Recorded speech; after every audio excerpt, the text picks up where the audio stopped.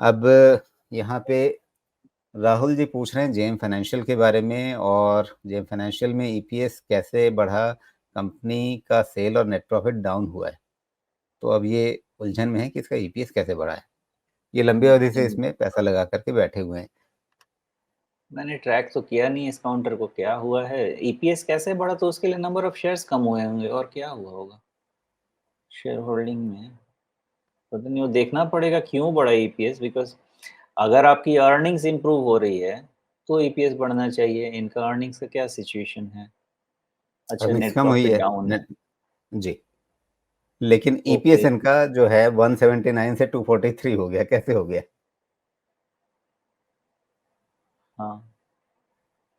Okay, तो quarterly आपके पास तो रिजल्ट एक में, क्वार्टरली रिजल्ट भी अगर जोड़ा जाए तो 3, 5, 6 नेट नेट तो ट्रेलिंग में भी तो लॉस ही दिख रहा है। तो ईपीएस कितना है इनका?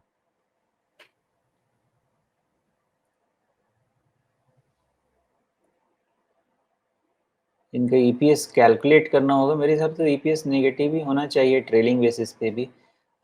फ्लैट होगा, 2-4 रुपए का ही तो कैलकुलेशन अगर आप करेंगे तो सामने ही कर देता हूँ। देखिए 322 माइनस 674 प्लस 187 प्लस 144, ये करीब -21 तो दिख रहा है। तो हो सकता है कुछ कैलकुलेशन ऊपर नीचे थोड़ा सा होगा जिसके बेसिस पे, लेकिन फ्लैट ही होना चाहिए। ईपीएस तो कुछ होना नहीं चाहिए। 1-2-4 रुपए, 1-2 रुपए इधर उधर हो सकता है, फ्लैट होगा। और ईपीएस का तो कोई सिचुएशन दिख नहीं रहा है। यहाँ पे दिख रहा है 2.43 पर शेयर इस क्वार्टर का, जो कि 144 रुपए का प्रॉफिट है उस पे। तो 144 रुपए का प्रॉफिट है टोटल। तो उस पे इन्होंने फिर 144 थाउजेंड करोड़ जो भी होगा, उस पे आपको निकालना पड़ेगा ईपीएस, अर्निंग पर शेयर। तो उस पे होगा तो नेगेटिव तो नहीं है ये क्वार्टर का। तो आपको कौन सा पूरे साल का ईपीएस चाहिए कि सिर्फ क्वार्टर का चाहिए?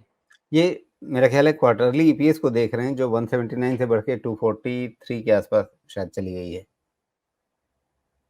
हाँ, तो ठीक है ना, क्वार्टरली ईपीएस। ट्रेलिंग तो मुझे ठीक ही नहीं। क्वार्टरली कितना है? 31 रुपए का प्रॉफिट है, 31 करोड़ का।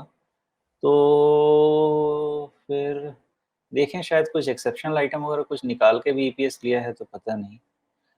846 करोड़ का एक्सेप्शनल आइटम है, ठीक है।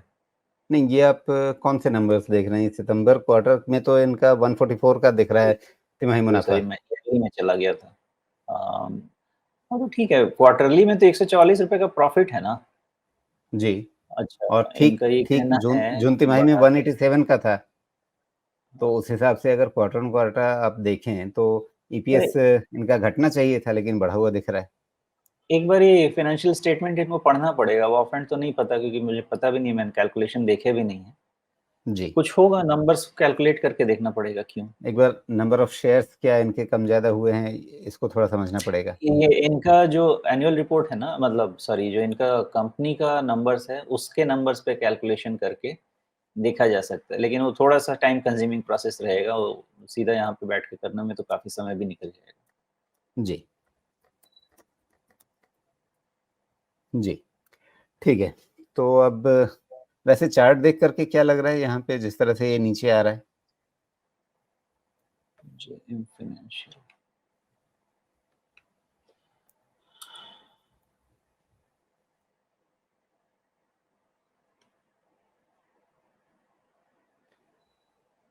क्रूशियल लेवल पे है, मुझे तो यही लगता है अभी यहाँ पे। मोस्टली ये हो सकता है कि ये 50 डीएमए के काफ़ी क्लोज़ है। बट प्रॉब्लम ये होगी ना आपके पास कि ये जो लो है ना 132 का, इसके नीचे अगर क्लोज होना शुरू होता है, होना तो नहीं चाहिए, ऐसे एक बार ही रिवर्सल होना चाहिए। बट द डे इसके नीचे क्लोज होना शुरू होगा, ये प्रॉपर सेल ऑन राइज का कैंडिडेट हो जाएगा। अभी तक तो रनिंग करेक्शन का कैंडिडेट है, फिर ये सेल ऑन राइज का कैंडिडेट हो जाएगा। और फिर देखेंगे उसके बाद रेसिस्टेंस कहाँ पे बिठाया जा सकता है। अभी क्रूशियल लेवल पे है। फ्राइडे कर लो, थोड़ा सा क्रूशियल है। उसके नीचे क्लोज ना हो तो अच्छा है, क्लोज होगा तो रीवैल्यूएट फिर करते हैं वहाँ। जी।